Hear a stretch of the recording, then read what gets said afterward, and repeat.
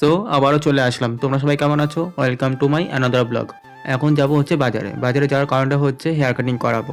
তাই রেডি হয়ে দিদাকে বলে বাড়ি থেকে বেরিয়ে পড়লাম। আমি যেই বাইরে আসলাম, বাইরের অবস্থা দেখে বুঝতেই পেরেছি বৃষ্টি হয়েছে। আমি টেরও পাইনি।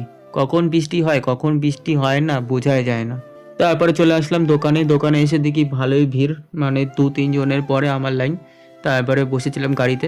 গাড়িতে যখন বসেছিলাম তখন রিতমদা এসেছে। রিতমদার সাথে কিছুক্ষণ কথা বললাম। কিছুক্ষণ কথা বলার পর রিতমদা বাড়ি চলে গেল, মানে দোকানে এসেছিল, দোকান থেকে এবার বাড়ি যাচ্ছে, আবার বিকেলবেলা আসবে। তারপরে যেই আমি বসে বসে গেম খেলতে শুরু করলাম, হঠাৎ করে দেখি বৃষ্টি পড়তে শুরু করে দিয়েছে। এই দেখো, ভালোই জোরে বৃষ্টি হচ্ছিল। আমি তখন দোকানের ভেতরে চলে গেছিলাম, দোকানের ভেতরে গিয়ে চেয়ারে বসেছিলাম। তার কিছুক্ষণ পর আমার লাইন চলে আসলো। এই দেখো, তারপরে কাকা জিজ্ঞেস করলো কী রকম হেয়ার কাটিং করবো, আমি বলে দিলাম। তারপর বলার পর হেয়ার কাটিং শুরু করে দিয়েছিল। প্রায় ঘন্টা খানেক লাগলো হেয়ার কাটিং করতে। তারপর এই দেখো আমার হেয়ার কাটিং ডান। তারপরে এখন যাই বাড়ি, বাড়ি গিয়ে স্নান টান করে দেখা হচ্ছে।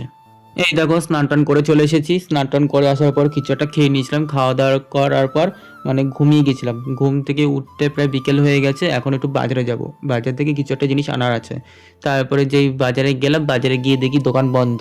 আবার বাড়ি ফিরলাম। বাড়ি ফিরে এসে দেখি দিদা বাড়িতে নেই। ফোন করার পর জানতে পারি পাশের বাড়িতেও রয়েছে। তারপর পাশের বাড়িতে গিয়ে চাবি নিয়ে আসলাম।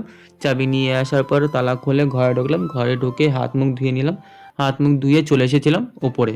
ওপরে ঘরে বসে বসে কিছুক্ষণ স্টাডি করলাম। স্টাডি করতে করতে প্রায় খিদে পেয়ে গেছিলো। তাই আবার নিচে গেলাম। নিচে গিয়ে দেখি ঘরে কিছুই নেই। তারপরে চিকেন ছিল। আমি ভাবলাম চিকেনের ছবিটা দিয়ে মুড়ি খাই, ভালো লাগবে। চিকেন আর মুড়ি দিয়ে খেতে খুব ভালো লাগে। তারপর আর কি, যেই কথা সেই কাজ, নিয়ে চলে আসলাম ঘরে। এখন খেয়ে নিই। চলো খাবারটা খেয়ে নিই। দেখা হচ্ছে পরের ব্লগে। টাটা সবাইকে, সবাই খুব ভালো থেকো।